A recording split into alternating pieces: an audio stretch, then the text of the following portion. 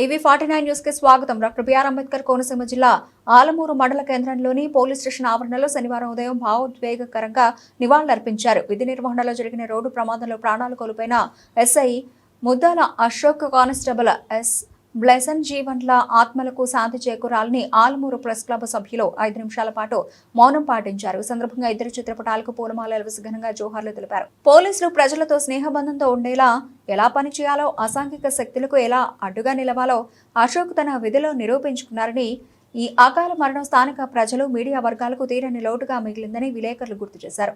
బాలికలు, మహిళల భద్రత కోసం గ్రామాల్లో, పాఠశాలల్లో సదస్సులు నిర్వహించి వారిలో నమ్మకాన్ని పెంచే మీరు ఇప్పుడు లేకపోవడం బాధాకరమని పేర్కొన్నారు. నేర సమాచారం విషయంలో కూడా స్పష్టతగా సమయానికి మీడియాతో పంచుకునే గొప్ప విలువలు ఉన్న పోలీసు అధికారులు అని కొనియాడారు. ఈ సందర్భంగా వారి కుటుంబాలకు ప్రెస్ క్లబ్ సభ్యులు సానుభూతి తెలియజేశారు.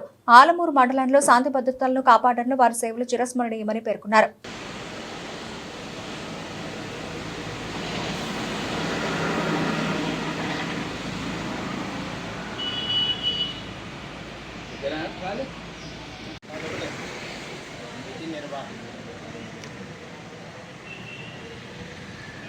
నిర్మాణంలో ప్రాణాలు కోల్పోయిన ఆలమూరు ఎస్ఐ ఎం అశోక్ గారు, అలాగే కానిస్టేబుల్ బ్లెసన్ జీవన్ గారు మా ఆలమూరు ప్రెస్ క్లబ్ ప్రగాఢ సంతాపం తెలియజేసింది.